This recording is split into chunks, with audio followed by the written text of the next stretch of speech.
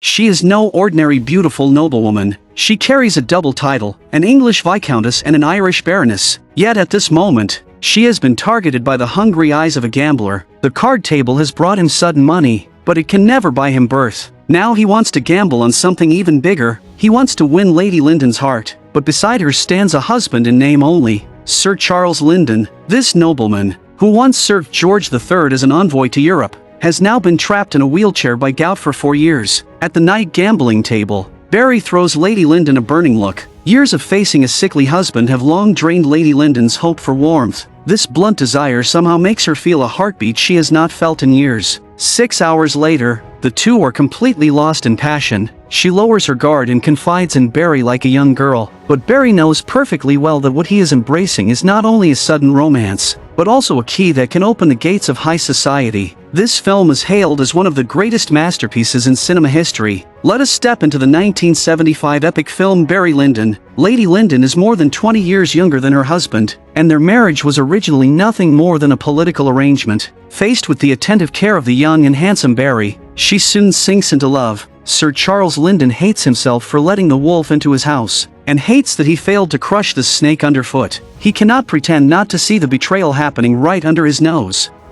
Good evening, Mr. Barry. Have you done with my lady? I beg your pardon. Come, sir. I'm a man who would rather be known as a cuckold than a fool. Ritengo, Sir Charles Lyndon.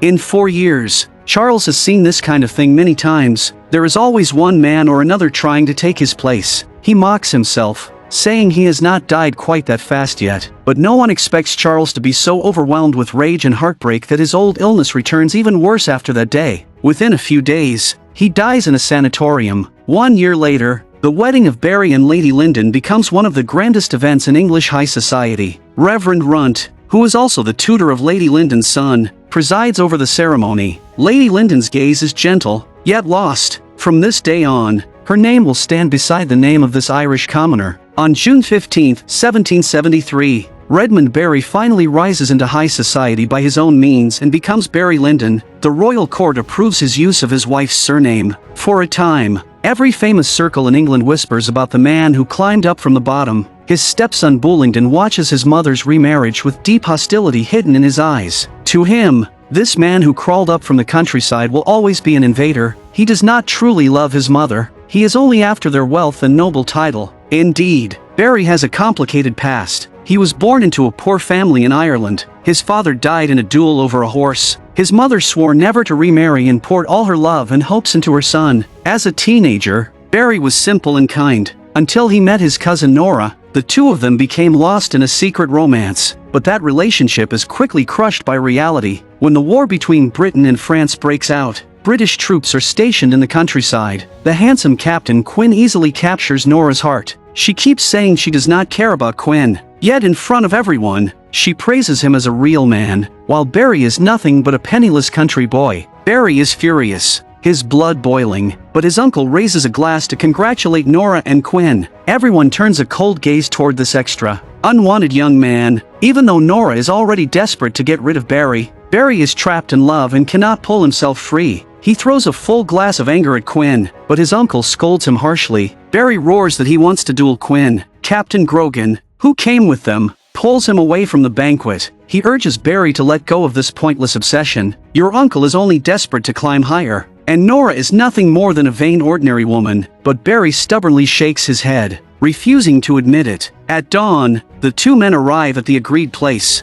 Barry grips the pistol tightly, facing death for the first time. Although Quinn is a soldier, he trembles under the steady gaze of this country boy. A gunshot rings out, and Quinn drops to the ground. The witnesses announce that he is dead. Barry's mind goes completely blank. According to the rules, a civilian cannot duel a soldier. At that moment, Barry becomes a criminal, urged on by his relatives. He has no choice but to flee in panic. Back home, he says his final goodbye to his mother. His mother tearfully presses all her savings into his hands. Barry leaves home before the police arrive. He feels no grief and no fear, but in his heart there is only one blurry thought. Maybe somewhere far away, a miracle is waiting. But on the road, he is robbed of everything by highwaymen. The money from his mother, his gun, and his horse are all taken. Starving, He wanders into a small town and survives by begging, until he sees a recruitment notice. King George is calling for soldiers. The battlefield becomes the only way out for the poor. Barry signs his name,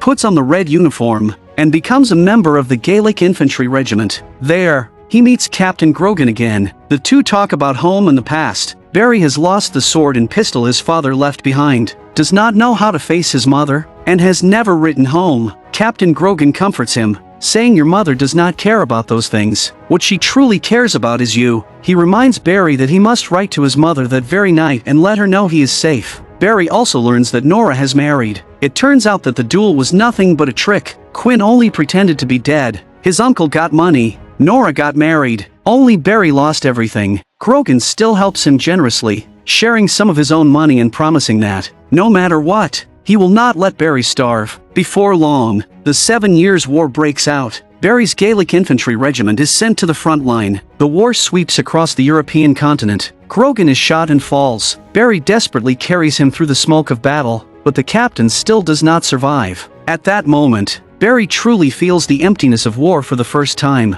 All that so-called honor is nothing but bones in the mud. He begins to hate the uniform, the orders, and the slogans, and to hate those heroes who turn ordinary people into sacrifices. Fate hears his prayer. By chance, he overhears two officers talking. One of them is going to Bremen with intelligence, and his documents and uniform are hanging on a tree. Barry secretly changes into that uniform, takes the papers and the horse, pretends to be a dispatch officer, and openly crosses the Prussian lines. It is the first true taste of freedom in his life. It feels as if he has left not only the army behind, but also the naive self he used to be. Hungry and alone on the road, Barry meets a German countrywoman. Her husband has gone to war, leaving only her and her child at home. The woman kindly brings him bread and hot soup, along with a tenderness he has not felt in a long time. For those few days, they hold each other in the quiet fields. After this brief love, he leaves the town and sets out again. On the road, he sees group after group of men dragged away to become soldiers. The Prussian king's recruiting squads search everywhere, using violence and lies to fill the king's ranks with cannon fodder. Barry fails to dodge them and is stopped again by the Prussian soldiers led by Captain Pottsdorf. He lies, claiming he is a British officer ordered to deliver intelligence to Bremen, but Pottsdorf only smiles and points out that Bremen is in exactly the opposite direction. Barry has no choice but to go with them. Along the way, he talks endlessly, inventing glorious stories about England, but in the end, his tale is full of holes. The lie is soon exposed. Pottsdorf does not get angry. He simply says, "You have two choices, prison, or service to Prussia, to stay alive."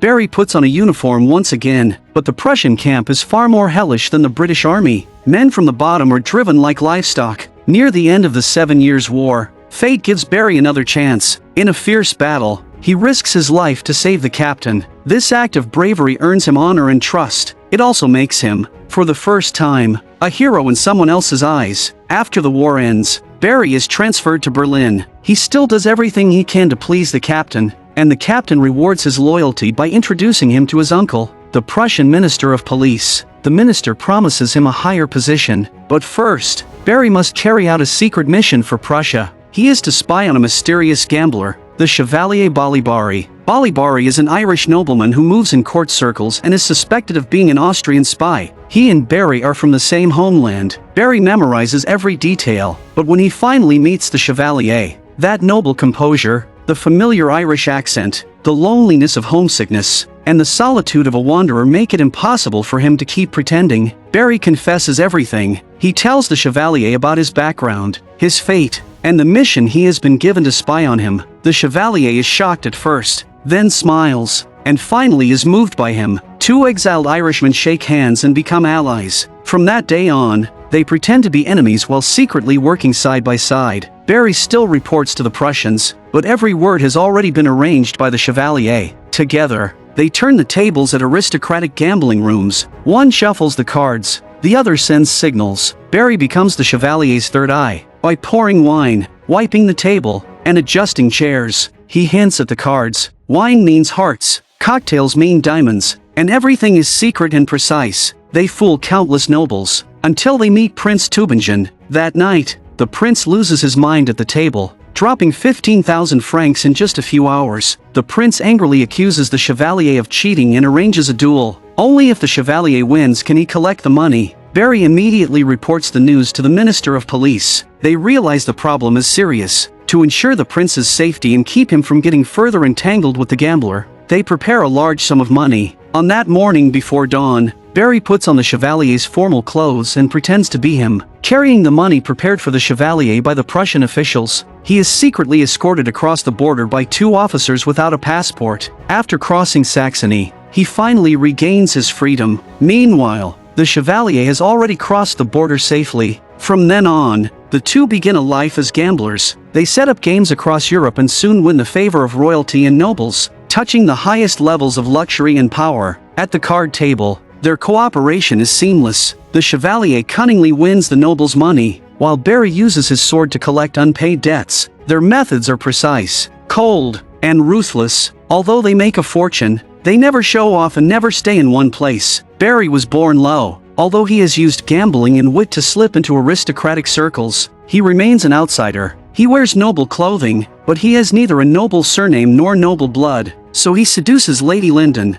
using carefully woven charm to draw her in. 1 year later, as Lady Lyndon's husband, he finally enters the highest social circle. Lady Lyndon remains gentle and elegant, but in Barry's eyes, she has already become an expensive ornament in the house. He begins to decay like the nobles of the time. He moves through banquets, card tables, and racecourses, dancing with other noblewomen. By the end of the year, they have a little son, Brian. Barry finally has an heir who truly belongs to the Lyndon family, but Brian's birth does nothing to improve the marriage. Barry becomes more and more addicted to vanity, drink, and pleasure. Balls, casinos, and the perfume of society beauties become the only comfort of his nights. Lady Lyndon, however, prefers a quiet and restrained life. She is gentle and reserved, well-educated, never losing composure in public, always dignified and elegant. Her life seems designed only to reflect her husband's status. When she married the old Sir Lyndon, she was merely a chosen decoration. After her husband dies, she becomes the inheritance of wealth and title. The Barry she first sees represents a passion she has not felt in years. But after marriage, that feeling becomes her new cage. Again and again,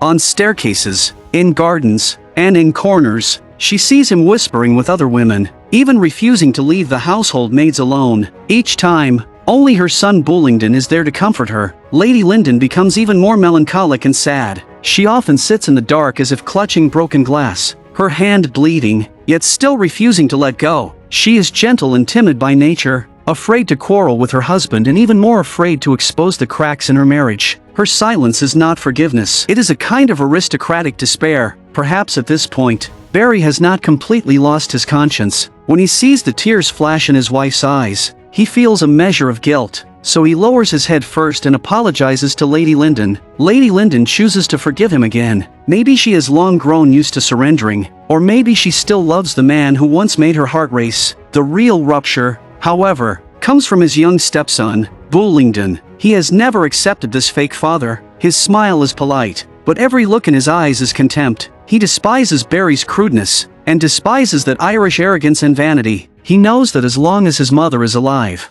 this man can keep strutting around the estate. That day, Lady Lyndon is going out for some air and brings her 2 sons to say goodbye to her husband. Bullingdon refuses to kiss Barry and states in public that his father is Sir Charles Lyndon. Those words cut through Barry's false respectability like a knife. Barry takes Bullingdon into the house. From inside come the sounds of the whip. One strike after another. Barry thinks that with a whip and his rage, he can tame this stubborn stepson, but he does not understand that violence cannot earn respect. It only breeds deeper hatred. Bullingdon grows up under punishment, and anger hides inside his silence. The war between them is no longer a restrained Cold War, but an outright battle. While Barry harshly disciplines his stepson, his own son Brian enjoys endless indulgence. He allows the child to be spoiled and willful. Whatever candy, toys, or fine clothes Brian wants, Barry gives him everything. At Brian's 8th birthday party, he is surrounded by everyone, as if the whole world belongs to him. Barry brings his mother to live at the estate, chatting with her and telling her about daily matters and the new noble friends he has made. In his mother's company, Barry recovers a softness and peace he has not felt in a long time, but his mother knows that all this glory is built on Lady Lyndon. But if one day she should tire of my wild Redmond, and his old-fashioned Irish way. Or if she should die, what future would there be for my son and my grandson? You have not a penny of your own and cannot transact any business without the Countess's signature. Upon her death, the entire estate would go to young Bullingdon, who bears you little affection. You could be penniless tomorrow.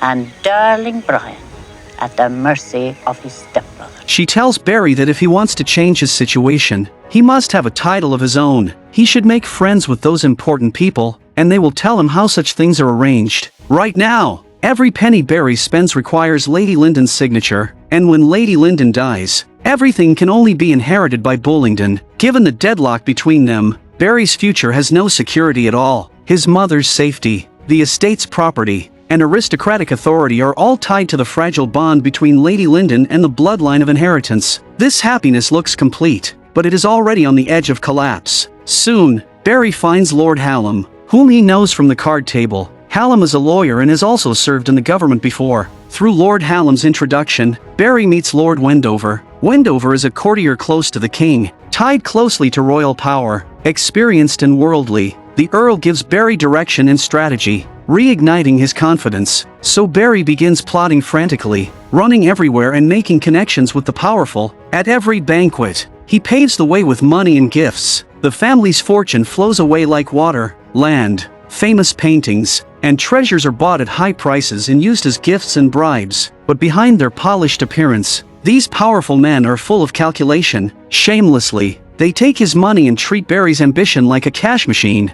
To please the king, Barry even funds the raising of troops to go to America and suppress the colony's war for independence. The enormous cost drains the family fortune almost completely. Lady Lyndon trusts her husband deeply. Whenever Barry asks, she signs with a sweep of the pen, completely unaware that the family's finances are already on the brink of bankruptcy, and his stepson's hatred for him grows deeper with age. His younger son, however, becomes increasingly spoiled under his father's indulgence. One day, the two brothers quarrel loudly over a pencil. The noise of their fighting alerts Barry. He storms into the room and, without asking what happened, raises the whip and starts beating Bullingdon. But Bullingdon is no longer the child who can be pushed around. He bites his lip, tears rolling down his cheeks, while anger and resolve burn in his eyes. Finally, in a trembling voice, he tells Barry that this ends now. From this moment on, he will no longer accept your punishment. If you touch me again, I will kill you. Every scolding and beating from his stepfather is like a blade, slicing away the last warmth left in Bullingdon's heart. That day, he appears at the family's music recital with his younger brother. The younger brother wears his older brother's ill-fitting shoes. Grinning with innocent foolishness, Bullingdon walks barefoot to his mother and says that everything he once had has now been taken by this child. What a pity it is I am not dead for your sake. The Lyndons would then have a worthy representative and enjoy all the benefits of the illustrious blood of the Barrys of Barryville. Would they not, Mr. Redmond Barry? Bullingdon directly exposes Barry's hypocrisy. He curses Barry out loud, accusing this arrogant Irish upstart of being not only crude and cruel, but also openly betraying his mother, squandering and occupying the Lyndon family's wealth. His mother flees the embarrassment with the younger boy. Bullingdon's behavior is not a moment of childishness, but years of suppressed rage. He wants his stepfather to understand that no matter how full the wealth or how grand the position, blood and dignity are the true bottom line of this estate. Barry suddenly strikes Bullingdon across the face, then throws himself on him and brutally attacks his stepson in front of all the nobles. The hall falls into chaos. The guests panic. Some scream, while others back away. Those once refined aristocratic faces now look as if they have seen a wild beast, their eyes filled with shock and fear. Hearing the screams, Lady Lyndon returns. When she sees the scene, she cannot bear to look and pulls her younger son away again. Even in the chaos, Barry still refuses to stop. He sits on top of Bullingdon and strikes with such cruelty that several men cannot pull them apart. This scene completely tears apart a family that was already barely holding together. After that night, the story of Barry beating his stepson spreads through the entire upper class. People's looks and silences are deadlier than any rumor. The Irishman who gained his place through luck and seduction has beaten his stepson in public, made his wife cry, and sent honored guests fleeing in disgrace. From then on, Barry's name is no longer a symbol of elegance and wealth, but a joke told over drinks. The gentlemen who once accepted his bribes now avoid him like trouble. Even Lord Wendover, who used to be close to him, now greets him with a cold tone. But money trouble is the problem he most urgently needs to solve. Barry has almost turned aristocratic vanity into a religion. He keeps signing bills, and his debts pile up like a mountain. Lady Lyndon's income is already stretched thin. The family's property can no longer cover her husband's spending, yet she still loves him deeply, without complaint, silently signing her name again and again. Even the family accountant can only shake his head helplessly. Those who once took Barry's bribes have not helped him gain a title. His name has long been tied to hypocrisy, temper, and bankruptcy. Barry finally understands that the aristocratic world he longs to join has never truly accepted him. He places all his hopes on his little son, Brian. He spoils the child almost to the point of sickness. One day, while the two are riding, his son looks hurt and says he wants a real big horse. Barry says he will think about it, but the next day he spends 80 guineas buying a well-trained horse from a farm, planning to give it to his son on his birthday. But clever Brian still learns everything from a footman. He runs over and hugs his father, his face full of joy. Lady Lyndon makes Brian promise that he will never ride the horse without his father beside him. Brian nods and agrees, but on a bright, sunny morning, he secretly slips out of his room. When Reverend Runt discovers the child is missing, Barry rushes out of the estate like a madman. He has not gone far before he meets the servants carrying the barely breathing Brian. The horse was startled and threw the child off. Brian weakly apologizes to his father and asks whether his father will beat him. Barry says through tears, no, he will never beat him. When the doctor arrives, he says the child's injuries are too severe, and he will not last much longer. Through that long and hopeless night, Barry and Lady Lyndon keep watch beside the bed. Brian softly asks his father whether he is going to die. Barry holds back his tears and says no, you are going to get better. The couple sit by the bed, afraid to blink, terrified that if they do, the child's breath will disappear completely. Brian's face is pale, his little hand as thin as a withered twig, yet he still grips his father's finger tightly. He asks his parents to promise him that they will never quarrel again and will love each other, so they can meet again in heaven one day. Brian looks at his father, his breathing growing lighter and lighter. He wants to hear his father tell the story of the castle one more time. Barry holds back his tears and finishes the story. At that moment, Barry hears the clearest sound in the silence. It is the sound of his son's breathing stopping. At Brian's funeral, Barry does not cry. He simply follows the tiny coffin mechanically. Lady Lyndon wears a black veil, making it almost impossible to see her tear-filled eyes. After the funeral, the Lyndon estate sinks into a different kind of suffocation. The sound of a child running and laughing is never heard in the corridors again. Lady Lyndon spends every day in the chapel, as if prayer is the only way to earn a little peace inside. Meanwhile, Barry falls completely into despair. He drinks all day, passing out drunk again and again. Neither husband nor wife has the heart to manage the household, and the affairs of the home and the vast Lyndon estate gradually fall into the hands of Barry's mother. She cuts expenses, reduces the servants, and dismisses Reverend Runt, but Runt would rather give up his salary than leave the lady who is nearly collapsing in grief. Barry's mother, however, refuses to allow such weakness to remain. In her eyes, Lady Lyndon's sickness and sinking despair are all being indulged and stirred up by the Reverend. If he were gone, perhaps the lady would have recovered her senses long ago, so she orders the Reverend to leave at once, without hesitation. This completely enrages the Reverend. He accuses Barry and his mother of caring only about Lady Lyndon's signature, while nearly destroying the wealth of what was once a respectable family, and everything they still have depends on keeping Lady Lyndon trapped inside her own house. Lady Lyndon's world collapses completely. She tries to poison herself, but because the dose is too small, she does not die. In the morning, a servant finds her curled up on the bed. She is not dead, but from that moment on, the flame of her life begins to wither little by little. The Reverend finds Bullingdon,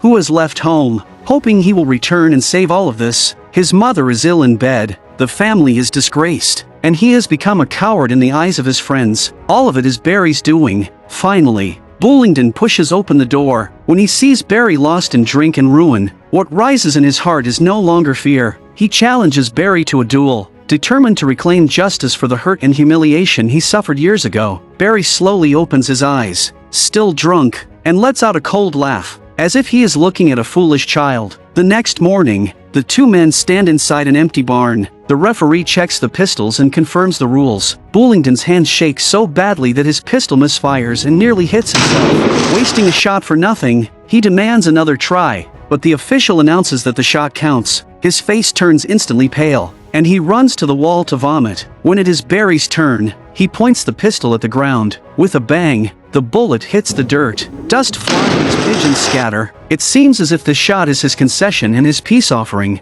and the duel should be over, but Bullingdon grips the pistol in his hand and does not waver. Clenching his teeth and trembling, he insists on continuing the duel. Barry never expected his young stepson to hate him so much that he would insist on taking his life. Bullingdon raises the pistol with shaking hands. Suddenly, the bullet strikes Barry in the lower leg. He screams and collapses. In Bullingdon's chest rises a cold satisfaction. His resolve for revenge has finally become reality. Barry is carried to an inn. The doctor tells him gravely that if the leg is not amputated, he will die. Barry falls silent for a moment, then can only bow helplessly to fate. When Bullingdon returns to town, he tells the accountant and the reverend to inform Barry's mother of his injury once they return to the estate, so she can go see her son at once. This seemingly decent concern is actually an eviction order he has already calculated. He wants mother and son out of Castle Hackton for good. Sure enough, Barry's mother arrives at the inn. Her son has lost a leg, yet still forces himself to remain composed. Not one of the nobles who once called him a friend has appeared. That day, the accountant comes to deliver a message. Bullingdon is willing to provide Barry with a lifetime annuity, but only if he signs a written agreement to leave England forever and never set foot there again. If he insists on staying, Bullingdon will have him thrown into prison over his debts. All his former pride and vanity dissolve into a bitter laugh. He has no choice but to sign the agreement. Taking his mother with him, he leaves and returns to Ireland, the land he once fled. Day after day passes, his wound slowly heals, but his nature grows darker and more withdrawn. Later, he drifts across Europe and returns to gambling, but he never again has the old luck or ambition. Lady Lyndon never appears in his life again. Castle Hackton remains as beautiful as a painting. Under Bullingdon's strict control, the estate becomes orderly once more. Every day, Lady Lyndon mechanically signs bills and contracts as routine. When her eyes accidentally fall on the payment document for Barry Lyndon's annuity, that name suddenly comes back to life in black and white. Her gaze drifts. That luxurious wedding, those years blinded by desire and lies, that proud, untamed face seems to block her chest with something invisible. She wants to speak, only to find that even a sigh has lost its strength. Bullingdon notices his mother's hesitation and gently pushes the next document in front of her. She lowers her head and continues signing. The pen scratches across the paper, the sound so faint it is almost inaudible, like the sigh of a woman's remaining life.